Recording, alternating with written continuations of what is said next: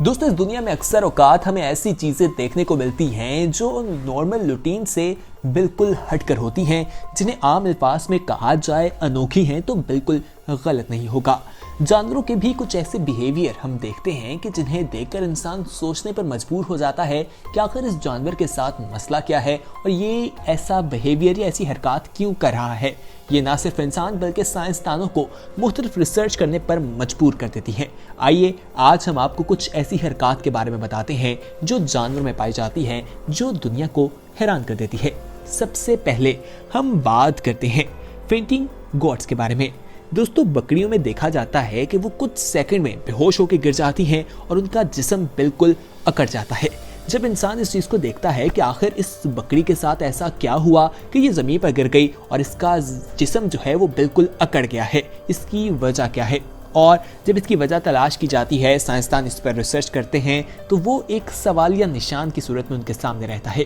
दोस्तों, कहा जाता है कि जब वो अचानक किसी भगदड़ को देखें तो घबरा जाती हैं, या एकदम ऊंची आवाज में गाना सुनती हैं तो वो घबरा जाती हैं, जिसकी वजह से ये एक डिसऑर्डर की सूरत में हमें दिखाई देता है कि वो अचानक कहीं पर कुछ ही सेकंड में गिर जाती हैं और फिर उनका जिस्म बिल्कुल अकड़ जाता है। इंसान को ऐसे ही लगता है जैसे ये मर गई है, लेकिन वो दोबारा जिंदा हो जाती है। ये बिहेवियर बहुत हैरानकुन है। आज भी इसको जानने की कोशिश की जा रही है कि आखिर ऐसा क्यों होता है। आइए अब आपको अनडेड स्पेल के बारे में बताएं। दोस्तों, चूंटियों के बारे में आपको बताते चलें कि वो अंधी होती हैं। क्या आपको पहले मालूम था कि चूंटी की आंखों से दिखाई नहीं देता? आप अपना कमेंट जो है वो नीचे अपना जवाब जरूर बताइएगा।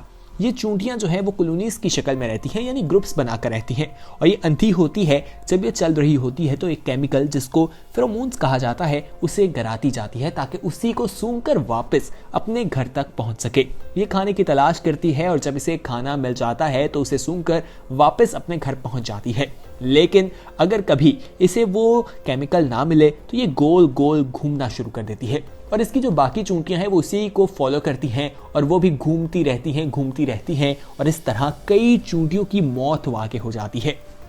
दोस्तों, जब एक चूंटी घूमती है तो बाकी लोग भी उसी केमिकल को फॉलो कर रहे होते हैं, वो भी उसके पीछे घूमते रहते हैं और वो चक्कर लगाते रहते हैं इसी उम्मीद में कि शायद उन्हें उनके घर का रास्ता मिल जाएगा, लेकिन उन्हें नहीं मिलता। भूख प्यास की वजह से उनकी मौत वाक़ई हो जाती है। ये भी एक बहुत हैरानकुन बात थी।